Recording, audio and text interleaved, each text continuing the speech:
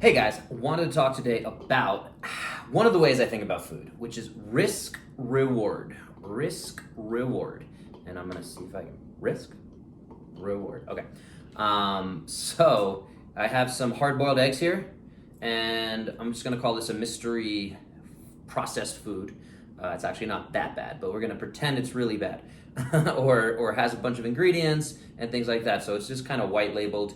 But if I'm choosing between these two for the next time I go into the fridge, and I have these two in here, right? I'm gonna think about, I can rip this open and just eat it really quick. It's only gonna take me 30 seconds.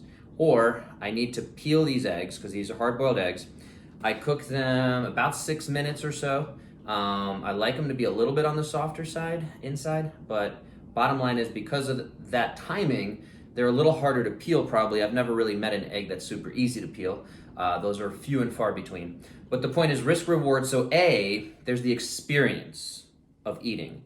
So risk reward again, the reward of time versus the reward of mindfulness, where I have to peel it and do a little bit of work, and it's actually gonna pace me out, right? The other risk reward is there's some carbs in here, there's some sugars in here, versus the egg is pretty pure protein. And again, because I'm eating the yolk, and I don't know those of you old enough like me to remember those days when people would throw away the yolks. I think that still kind of happens.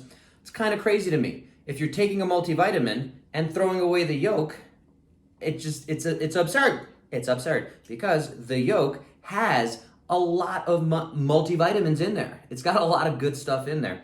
So it's one of the most nutrient dense pieces of food that you're gonna have. So anyway, risk reward.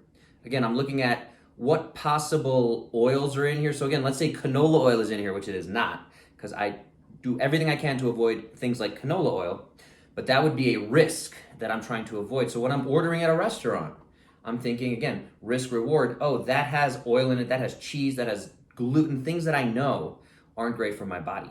So risk reward, I just want to drive that point home of which am I going to choose? What are you going to choose for your next meal? Can we make better choices? That's all we're trying to continue on this journey. It doesn't mean you have to be perfect 100% of the time.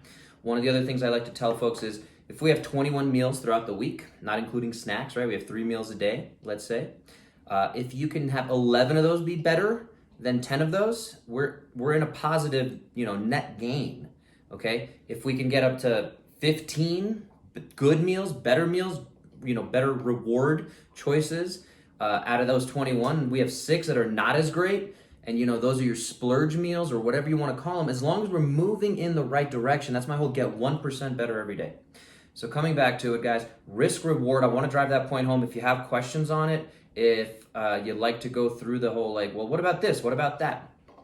I'm happy to continue that conversation. That's where I like to work with folks one-on-one to make sure we're going through this process and we're talking through the difference between canola oil and soybean oil and coconut oil.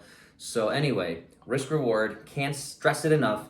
Hope this makes sense. Hope it resonates, and we'll talk soon. Hope this helps you get 1% better today.